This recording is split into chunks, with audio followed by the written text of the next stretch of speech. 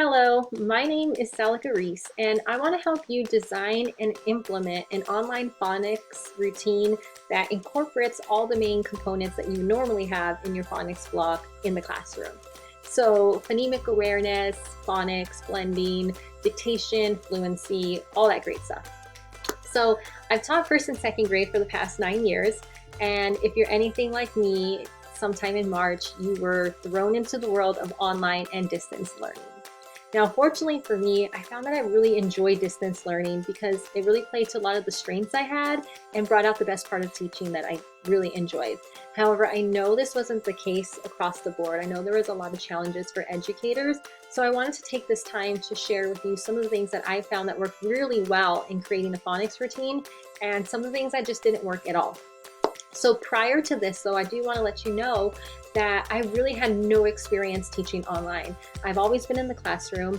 The only thing that I did have experience with was teaching with an online ESL company for the past year, but I never had to create my own content. I never had to create routines or manage a classroom online. So it was really different than just teaching for that company. The only thing that advantage I had from that experience was knowing how to engage a young learner online, present myself online, and then just kind of had the classroom background already up in my house. So I really had to start from scratch. So I just say that to say that you and I probably have very similar skill sets. I am not a tech guru. I don't know a lot of the ins and outs of some of the things that are out there in ed tech, but I watched a lot of tutorial videos on YouTube. I just clicked until I figured it out. So I just want you to know whatever I created is very basic and you can probably learn to create it yourself. And I would love to create more videos to help you doing that, or just share some of the content that I've already created that you could use with your students. So let's go ahead and get started. Now, in the classroom, I would teach a 30-minute phonics block that had phonemic awareness, dictation, blending, fluency, all those things. And I could get it done in a solid 30 minutes and move on and be done. So I thought originally in March, well, my kids have the stamina for 30 minutes. They know the routine. I'll just record myself and send the video to them. And I did that, and I got a lot of feedback from parents that this was way too long for them to watch a video with all of those things in it. So just a side note, I sent out a survey to my parents at the end of spring to see what worked and what didn't work well for them. And the long phonics videos was one of the things that did not work for them. And it helped me realize that there were some things that can translate well into a video, and there were some things that just didn't. So when I had to think about stripping my videos down to the essentials, the one thing I thought that worked naturally with the video was the blending. Because blending is phonics, and that is really just associating the symbol with the sound. And so that's sight and audio at the same time. And what is that? That's a video, audio and sound. So of course, blending was a natural fit for video. But phonemic awareness and fluency, those things didn't fit so well in a video. So I had to really just separate them and think of my phonics block as different pieces that had to be presented in different formats. So the first thing that I would do for my kids every day was sending them a blending video of the targeted skill. So here's an example of one of those videos that I would send to them. So I really just projected each sound and would just go with them sound by sound and blend. And that's really all that video was. Sound by sound and then blend. And I would do that for less than 10 minutes. Some of the videos are even as short as 3 to 4 minutes. It was just really quick, sound by sound and blend. Now I did create all these videos from scratch, but if you want to take a stab in creating your own videos, I can do another video that teaches you how to do that. Or if you're ever in a pinch, you just need some quick phonics videos to throw up into your online format, I have all of my videos that I've ever created for phonics listed on my YouTube page. And they're organized by the skill and then day 1, 2, 3, 4, 5. So it will say short E day 1, short E day 2. And that's how I upload it for the kids online. So phonics blending, that was taken care of in the video. I needed to think about dictation and word building. Okay, that wasn't going to work so well in a video. So what I decided to do was to do all my word building dictation activities in boom cards. Now, if you don't know what boom cards are, I will do a whole nother video that sings their praises. But just for now, know that I was using boom cards in dictation. I was using boom cards for my word building activities. Now, I do want to say that it was important for me to think of my phonics block by day, but also in the whole of the week. So I say that thinking I wanted to gradually release the responsibility throughout the week in these activities. So in my word building activities, each day they would get one activity. So this is my Monday activity. The students would get a word sort where they were just sorting through the sound. And one of the things that I absolutely love about boom cards is it's self-correcting, and it gives them instant feedback that I would give them in the classroom that I couldn't necessarily give them at home. So boom cards took care of that for me. It tells them, oh, that's not where that word goes. It actually goes here. So this was my Monday activity. They would watch their video on Monday, then they would do this assignment on Monday. On Tuesday, they would watch their Tuesday video, then they would get this assignment. I would start to take away some of the support that I gave them. So now I'm giving them the word with some of the letters that are missing, the targeted sound, and they would need to find the correct sound that fits it. On Wednesday, my word building activity, I took a little bit more support away. So on Wednesday, I don't give them the word, I just give them the picture and they have to match the word to it.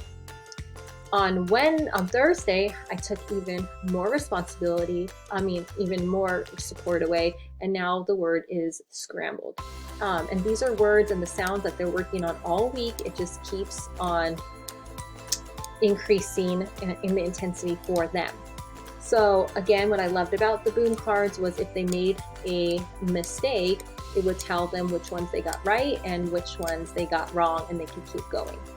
And then on Friday, I would remove all of the support, and it was a chance for them to truly practice dictation. Now, boom cards does have sound on my decks that I've made, so it would say the word for them, they see the picture, and then they were able to build it. And I would get a report that shows me their spelling that they put for each of these words. So that was the truest form that I could do dictate. This was my way of dictating words to them, which is what I would do in the classroom if they were with me on the carpet. So blending was video format, dictation was boom cards, Fluency. What did I do for Fluency? So with Fluency, I decided that I wanted them to read a decodable that was with the targeted sound, but I wanted them to do it in a video that they sent to me. So I ended up using Flipgrid. Now Flipgrid is an online, very student-friendly place where they can create videos that you choose the time length. So a minute, 5 minutes, 3 minutes. I made it a minute for them, and I told them to read the passage to me. And they love Flipgrid. They cannot get enough of Flipgrid. Now, I don't want to show you any of their videos for student privacy reasons, but here you have a sample of my video where I demonstrate what it should look like, how to read to the camera. And then after, you just get to take a picture of yourself and put all these fun stickers on you, and they absolutely love it. Like, that was one of the things they looked forward to the most. Now, personally, why I chose Flipgrid and not just telling them, now read the story at home, was the accountability piece.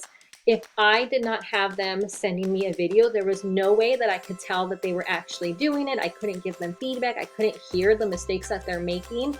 So Flipgrid was a great way to keep them accountable. So I can have them watch the video, do their word building, and then in Fluency, I'm actually seeing them applying that skill. Now, we departmentalized in my grade during distance learning. So one teacher was in charge of math and I was in charge of ELA. So I was managing up to 50 kids just in ELA. So was I watching every video that they sent me? Absolutely not. But I didn't feel guilty with that because I don't listen to every child read every day in the classroom anyways. What I did do was I kept my normal pace of what I would do in the classroom. So in the classroom, I'm working with 10 students at a time. Today is their turn for me to really read with them, give them the feedback, correct them, help them, and do what I need to do. Then the next day, I'm going to be focusing on another 10 kids. So one of the mistakes that I felt like a lot of my colleagues fell into, and even I did in the beginning, was having to give feedback on everything that the students were submitting to us right away. I don't do that in the classroom, so why would I do it online? So I was not watching all of these videos. Now, did the kids know that? No. They just knew that their teacher wanted them to send a video. It was just a really good accountability piece. And then I could send a video back to the kids that I was targeting to watch that day. And I can say, oh, I listened to your video, I watched it, I saw you do these 3 things, great job. Next time I want you to work on these things. And then I would just check in with them again in the next couple of days. So Flipgrid was a great way for me to do fluency because I got to hear them read the story to me. So that took care of phonics, that took care of fluency and word building dictation. What about phonemic awareness? Now, phonemic awareness was one of the hardest parts that I was struggling to fit into an online format. And honestly, the best place that I found to put it was in my Zoom meetings with my small reading groups. So I did do small reading groups with students twice a week, and I had them come in according to their groups. So red group came in at 9, orange group came in at 9:30, and blue group came in at 10. And it was in those Zoom groups that I was doing the phonemic awareness piece with them, dictation, and whatever else I needed to do. But I really found that phonemic awareness for me needed to be in a live format because it is hard to substitute sounds and take out words, and it's really a hard part for them to engage with without me there helping and supporting them. So phonemic awareness went into my live Zoom meetings. So that was how I got all those 4 pieces in an online format. Now, is this a perfect thing that fits for everyone? No, but it's what I found to work really well with me and my students. Now, one thing I will say, no matter what you do, the biggest piece of advice that I have for you when creating an online phonics block is be consistent.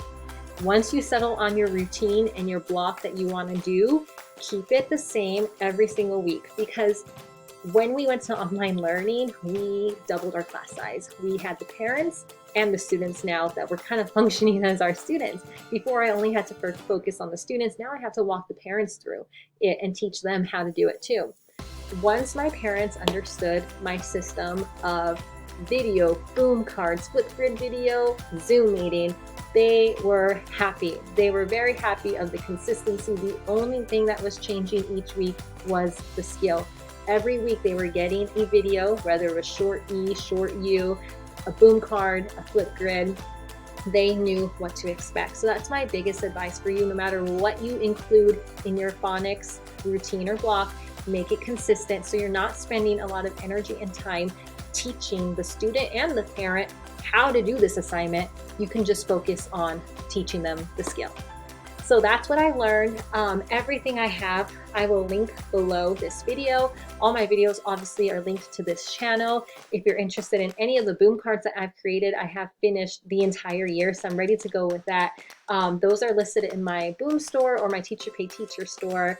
And just keep an eye out for any more videos. I'm really excited and love the idea of helping other educators find enjoyment and a little bit of tips and tricks for online learning. So I'm going to be putting out more videos. So if you have a specific thing you'd like to see a video on, please comment below and I'd be more than happy to think about putting together a video for that. So happy teaching. We are educators. I heard a great quote the other day. I don't need it to be easy, I just need it to be possible. So that is my mantra this year, and I hope that you can feel that too. We don't need anything to be easy because we're educators. It never is, but we just need it to be possible, and it is possible. So happy teaching, and I will hopefully see you later.